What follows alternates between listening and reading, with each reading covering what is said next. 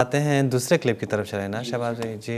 Clip पे आती है अगर निशन पे नैशापुरी की ज़ैनुल मुहद्दिसीन कहते हैं, मोहम्मद बिन अल-फत्ताल अन-नैशापुरी अश-शहीद। इनकी वफ़ात हुई है 508 हिजरी में, 508 हिजरी। इतने कदीम ज़माने के ये शिया आलिम हैं। अब इनकी किताब ईरान की छपी हुई है, कुम, कोई जदीद दौर की भी नहीं है, 1000 साल 900 साल पुरानी किताब, मुहक्किक बहुत बड़े, और उसको ज़ैनुल मुहद्दिसीन का टाइटल है शिया हज़रात में इनका। 5वीं और 6ठी 2 सदियाँ पाई हैं इन्होंने। जब 508 में वफ़ात हुई तो 400 और कुछ में इनकी विलादत है। तो ये मंशूरात इमाम रज़ा से है, कुम ईरान की छपी हुई किताब। इसकी जिल्द अव्वल याद रख लीजिए, जिल्द अव्वल सफ़ा 150, फ़ी ज़िक्र वफ़ात फ़ातिमा अलैहिस्सलाम, सैयदा कायनात हज़रत फ़ातिमा ज़हरा की वफ़ात का ज़िक्र। ये बाब है ज़ैनुल मुहद्दिसीन इब्न फ़त्ताल नैशापुरी की, रौज़तुल वाइज़ीन।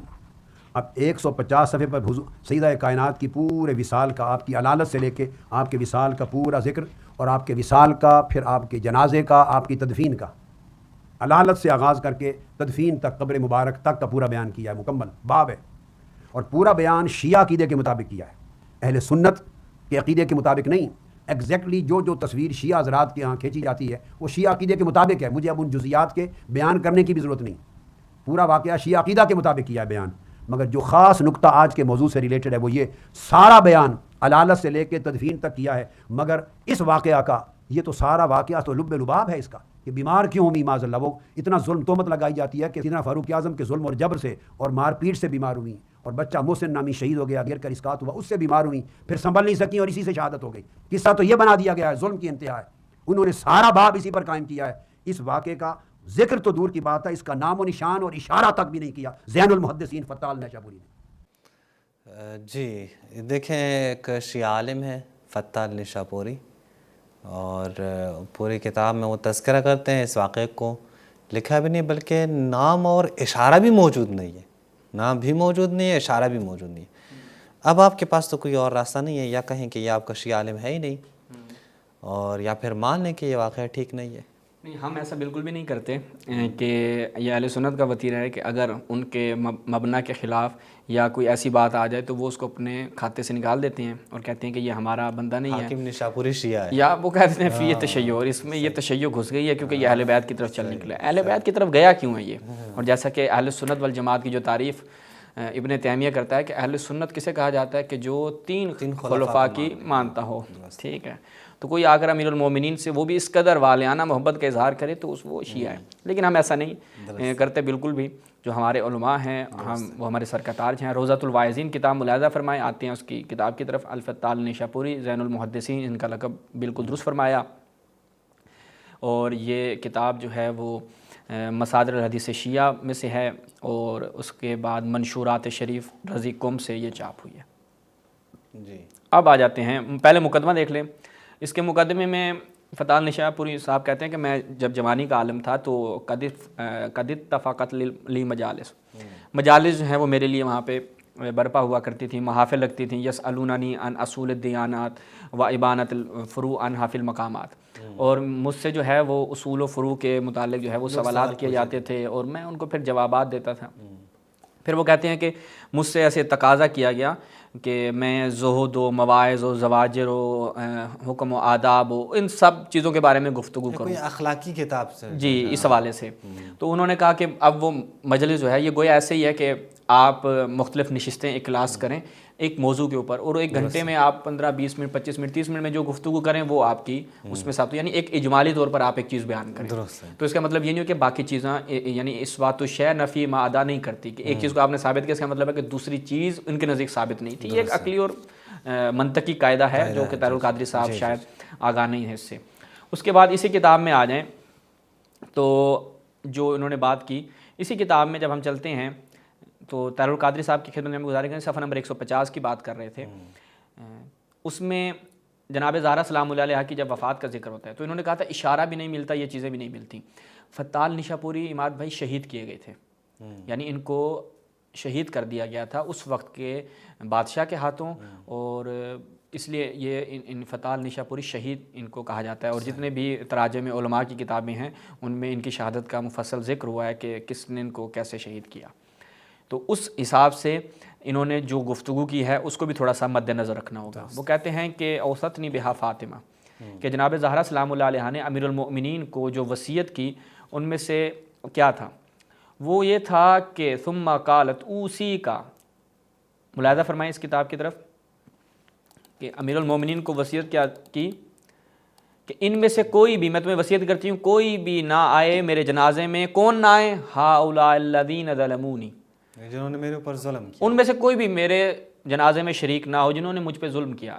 طاہر القادری صاحب، سمپل سادہ سا سوال ہے. ہمارا آپ کے ساتھ مدعا کیا ہے؟ آپ کا اور ہمارے درمیان جو مدعا ہے، جو ایک خط ہے، وہ یہ ہے کہ ان لوگوں نے جناب زہرا سلام اللہ علیہ امیر المومنین پہ ظلم و ستم کیا. ٹھیک ہے. اب وہ گھر جلا کے کیا، گھر کی جلانے کی دھمکی سے کیا، وہ زد و کوب کر کے کیا، وہ سارا اس میں آ جاتا ہے. جی ٹھیک ہے. مثلا میں اگر کہوں کہ اس شخص نے میرے اوپر ظلم کیا ہے، یہ میرے جنازے میں نہ آئے، تو آپ کہتے ہیں نہیں نہیں، یہ تو کوئی بڑی بات نہیں ہے نا. وہ لے کر آئیں کہ جہاں پر ہو کہ یہ لوگ میرے دروازے پہ آئے تھے اور انہوں نے گھر جلانے کی دھمکی دی، پھر واپس وہ روایت ہوگی تو ہم مانیں گے کہ معاملات گڑبڑ تھے. یہ جو کہا کہ جناب زہرا کہہ رہے ہیں انہوں نے مجھ ظلم کیا، یہ نہیں ہم مانتے. یعنی یہ کوئی عقلی اور منطقی چیز ہے جو آپ پیش کر رہے ہیں. مجھے تو تعجب ہے کہ آپ اس کتاب سے کیسے ریفرنس دے سکتے ہیں کہ جس میں اس قدر واضح الفاظ ہے. ابھی میں مزید بھی آپ کے سامنے پیش کرتا ہوں. اور آگے یعنی اچھا ہو سکتا ہے ظلم سے مراد کیا ہے، آپ کہہ لیں کہ ممکن ہے جناب زہرا نے اسی حق کے متعلق کہا ہو. کہتے ہیں نہیں، اس کو جدا بیان کیا. ظلمونی، ملاحظہ فرمایا اخذوا حق کی، اور انہوں نے میرا حق غصب کیا. ایک تو مجھ پہ ظلم کیا، یعنی مجھ پر اشارہ ہے اسی کی طرف کہ میرے گھر کو جلایا، میرے بچے کو شہید کیا، اور میرا حق کو غصب کیا. ٹھیک ہے. یعنی اب اسی چیز کو مان لیا جائے. ٹھیک ہے طاہر القادری صاحب اور تمام برادران اہل سنت، اگر آپ ہماری کتاب سے ہم کو ملزم قرار دے رہے ہیں اور آپ خود اس چیز کو کہتے ہیں کہ یہی عقیدہ، اس عقیدے کو فقط آپ مان لیں، یہیں تک ہم رہتے ہیں، باقی جزیات میں ہم بھی نہیں جاتے، آپ کے ساتھ اتفاق کرتے ہیں اسی کے اوپر، فقط آپ یہی مان لیں کہ انہوں نے حضرت زہرا کا حق غصب کیا تھا. فَإِنَّهُمْ أَعْدَائِي، یہ لوگ میرے دشمن ہیں. اب جو جناب زہرا کا دشمن ہو وہ آپ کے سر کا تاج ہوگا. آپ کہتے ہیں کہ اس میں نہ اشارہ موجود ہے، نہ انہوں نے اس میں کچھ بیان ہی نہیں کیا. فَإِنَّهُمْ أَعْدَائِي وَأَعْدَاءُ رَسُولِ اللَّهِ، اور ایک تو یہ میرے اعداء ہیں اور رسول اللہ کے بھی دشمن ہیں، جن کو تم اپنا رسول اللہ کا جانشین سمجھ رہے ہو. نہیں، جناب زہرا کی نگاہ میں یہ اللہ کے دشمن ہیں اور رسول اللہ کے دشمن ہیں. اور ان میں سے کسی نے بھی ملاحظہ فرمائیں کہ وَاللَّهُ يُصَلِّي عَلَىٰ أَحَدٍ مِّنْهُمْ، کسی ایک نے بھی وَاللَّهُ يُصَلِّي عَلَيَّ أَحَدٌ مِّنْهُمْ، کوئی ایک بھی جو ہے وہ ان میں سے میرے اوپر نماز نہ پڑھے. ٹھیک ہے. یہ اس کتاب میں، اسی کتاب میں جب ہم جاتے ہیں صفحہ نمبر آپ کی خدمت میں عرض کریں 149، تو طاہر القادری صاحب یہ بھی پڑھ لیا کریں. اب وہاں پر پوری ایک روایت ہے، میں اس کو تھوڑا زوم کر لوں تاکہ ہمارے ناظرین دیکھ سکیں. پوری ایک روایت ہے عماد بھائی جو نہایت مشہور و معروف ہے اور ہماری بے شمار کتب میں نقل ہوئی ہے. متقدمین علماء نے بھی نقل کیا، متاخرین نے بھی، کہ جناب زہرا سلام اللہ علیہ جب بروز محشر تشریف لائیں گی ایک ناکے پہ ہوں گی اور وہاں پر کہا جائے گا کہ غضوا ابصارکم، جتنے بھی لوگ ہوں گے، چہ انبیاء، چہ مرسل، چہ ملائکہ، جو بھی ہوں گے، غضوا ابصارکم، اپنی چہروں کو، اپنی آنکھوں کو بند کر لو. ٹھیک ہے. جب وہ اپنی آنکھیں بند کر لیں گے حتی تجوز فاطمہ، پھر جناب زہرا وہاں سے گزریں گی. اس کے بعد کیا کہیں گے؟ وَتَقُولُ، جناب زہرا کیا کہیں گے؟ الہی وسیدی احکم بینی و بین من ظلمنی، کہ تو حکم کر میرے درمیان اور ان افراد کے درمیان کہ جنہوں نے مجھ پر ظلم کیا. یعنی اس حق کو، اس ظلم کو جناب زہرا اس خدا کی عدالت میں بھی پیش کریں گی. ٹھیک ہے. اللہم احکم بینی و بین من قتل ولدی، اور میرے بچے کو، دیکھیں ظلم جب ہے نا، میرے اوپر ظلم کیا اور ظلم کے ساتھ آگے، اور اللہ تو فیصلہ کر میرے درمیان اور شخص کے درمیان کہ جس نے میرے بچے کو، اس ظلم کرتے ہوئے میرے بچے کو جس نے قتل کیا. اے اللہ تو فیصلہ کر، میں تیری بارگاہ میں آئی ہوں، تیری عدالت میں آئی ہوں، تو فیصلہ کر. اور پھر آگے خداوند متعال فرماتے ہیں کہ میں ظالم کو ایسے نہیں چھوڑوں گا. اور مزید تفصیل کے ساتھ یہ روایت ہمیں ملتی ہے. اور خود آپ چلیں جناب فتح النشا پوری کے ہم اثر شخصیت ہیں، یہ ملاحظہ فرمائیں، الفضائل ابن شاہزان، فضائل ابن شاہزان، شاہزان بن جبریل، یہ 660 ان کا متوفہ ہے. ٹھیک ہے. اس میں جب ہم جاتے ہیں تو یہاں پر یہی اسی فَتَقُولُ الٰہِ وَسَيِّدِ احْكُم بَيْنِي وَبَيْنَ مَن ظَلَمَنِي وَاحْكُم بَيْنِي وَبَيْنَ مَن قَتَلَ وَلَدِي، اسی کو وہ پیش کرتے ہیں کہ اے اللہ تو کیا کر، میرے اور ان کے درمیان فیصلہ سنا، ٹھیک ہے، جنہوں نے مجھ پہ ظلم کیا، میرے بچے کو شہید کیا. تو یہ انہی کے ہم اثر ہیں کہ جو اس چیز کو بیان کر رہے ہیں. اور اماد بھائی انہوں نے بڑی عجیب و غریب بات ہے کہ میں اس لیے ان کے ہم اثر افراد کی دکھا رہا ہوں کہ یہ تیسری چوتھی 5ویں 6ٹھی صدی میں تو تھا ہی نہیں. ٹھیک ہے، یہ کتاب جو ہے وہ آپ ملاحظہ فرمائیں، نہایت ہی مشہور مناقب آل ابی طالب جناب علی بن شہر ایشوب، یہ بھی ہمارے 6ٹھی صدی کے اس کی طبع ثانیہ ہے. اس میں جب ہم جاتے ہیں تو اس کی تیسری جلد ملاحظہ فرمائیں. وَأَسْمَاؤُهَا عَلَى مَا ذَكَرَهُ ابو جعفر القمی، غالباً شیخ صدوق کی طرف ان کا اشارہ ہے. تو وہ اسماء ذکر کرتے ہیں، فاطمہ، بطول و الی آخر. اس کے بعد کہتے ہیں القریمۃ المظلومۃ الشہیدہ، یعنی مظلومہ اور شہیدہ کا جو قرینہ آیا ہے کہ جن کو مظلوم شہید کر دیا گیا. ٹھیک ہے، تو یہ اس وقت کا ایک ہمارے ہاں مسلم عقیدہ ہے. اس کے بعد اگلے پیج پہ دیکھیں، بہت واضح صفحہ نمبر 407 ملاحظہ فرمائیں. یہاں پہ کیا بیان کرتے ہیں؟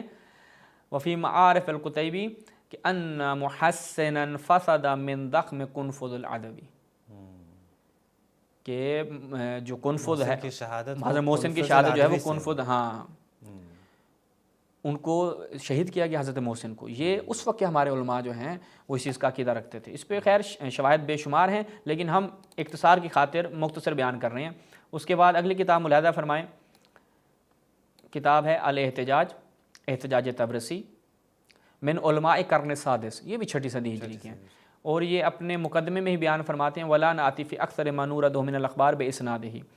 اما وہ کہتے ہیں کہ میں جو سند نہیں لے کے آیا اس کی وجوہات ہیں کہ وجود الاجماع، یا تو اجماعت ہے ان کے اوپر، یا عقلی طور پر ان کی موافقت ملتی ہے، ٹھیک ہے، یا ان کی شہرت ہے الاشتہار فی السیر والکتب بین المخالف والموافق والمؤالف، یعنی موافق، کہ جن کی جو ہے وہ شہرت ہی بہت ہے، اس لیے میں ان کے اسناد سے میں نے قطع نظر ان کو لے کر نہیں آیا. تو یہاں پر یہ آپ جو 5ویں 6ٹھی صدی ہجری کے علماء کی بات کر رہے ہیں، فضاربها قنفذ بالصوت علی عضدها، کہ قنفذ ملعون نے جناب زہرا سلام اللہ علیہ کے اوپر ظلم کیا، تازیانہ چلایا، ٹھیک ہے، اور فبقی اثرہ فی عضدها، اور اس کا اثر جو ہے وہ جناب زہرا کے اس ہاتھ پہ باقی رہا، بازو پہ باقی رہا.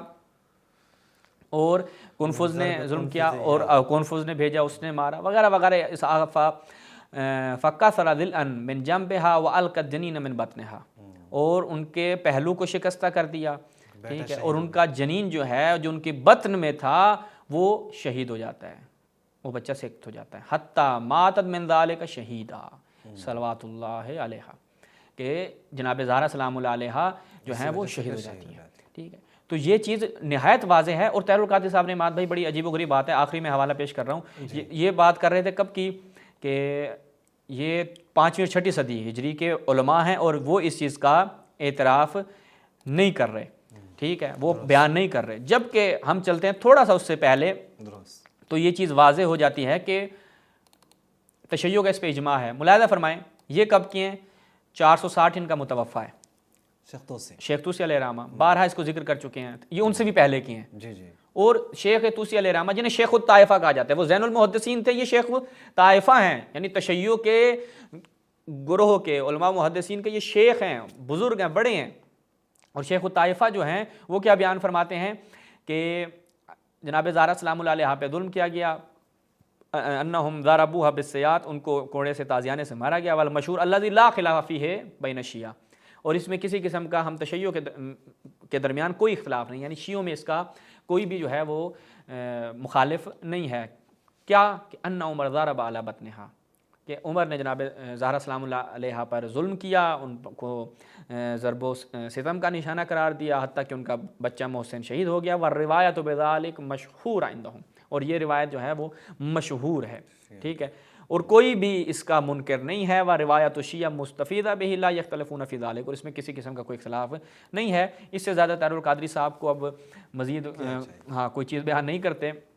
یہاں سے ان کے لیے یہ واضح ہو جائے گا کہ تشیع کے ہاں جو علماء اور محدثین کا عقیدہ ہے وہ یہ ہے. اب آپ یہ ایک جو صحیح حاصل کر رہے ہیں کہ شیعہ کی کتاب سے نکال کے لوں، جس نے تھوڑا سا یہ ایسے ہی ہے کہ میں کوئی بخاری لے کے رہا ہوں، بخاری میں کہوں کہ دیکھیں فضائل اہل بیت میں جا کے یہ روایت، مثلا امام علی کے فضائل میں 2-3 روایت نقل کی ہیں، اس کا مطلب ہے امیر المومنین کے اس کے علاوہ فضائل ہی نہیں ہے، جبکہ محدثین کا اتفاق ہے کہ امیر المومنین کے اس قدر فضائل ہیں کہ جس کا اصلا شمار ہی نہیں، اور صحابہ میں سب سے زیادہ فضائل ان کے ہیں، تو آپ باقی فضائل کا انکار کر دیں گے؟ کیوں؟ یہ بخاری میں نقل نہیں ہوا۔